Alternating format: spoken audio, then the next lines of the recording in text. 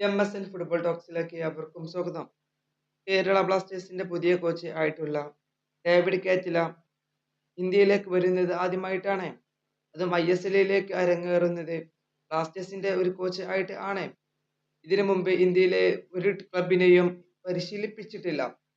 മാത്രമല്ല, ഇന്ത്യയിലേക്ക് വരുന്നതിന് മുമ്പേ ISLൽ പരിശീലിപ്പിച്ചിട്ടുള്ള ചില കോച്ചുമാരുമായും അതുപോലെ തന്നെ ചില കളിക്കാരുമായും താൻ സംസാരിച്ചുവെന്ന് ഡേവിഡ് കാറ്റിലയുടെ പുതിയ ഇന്റർവ്യൂവിൽ പറഞ്ഞിട്ടുണ്ട്. നമുക്ക് അതിലേക്ക് ഒന്ന് പോകാം. കോച്ച് പറഞ്ഞിട്ടുള്ളത് ഇങ്ങനെയാണ്: ഞാൻ മനോല മാർക്കസിനോട് സംസാരിച്ചിരുന്നു. അതുപോലെ തന്നെ കാൾ സ്കോഡറ്റ്, പിന്നെ മുമ്പ് ISLൽ കളിച്ചിട്ടുള്ള ചില താരങ്ങളുമായും സംസാരിച്ചു.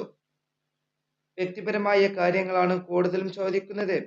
ഒരുപക്ഷെ മനോലക്കൊപ്പം ദേശീയ ടീമിലെ ചില കളിക്കാരെ അറിയാമായിരുന്നു എന്നതാണ് ബ്ലാസ്റ്റേഴ്സിന്റെ പുതിയ കോച്ച് ആയിട്ടുള്ള ഡേവിഡ് കാറ്റിലയുടെ പുതിയ ഇന്റർവ്യൂവിൽ വെളിപ്പെടുത്തിയ കാര്യങ്ങൾ.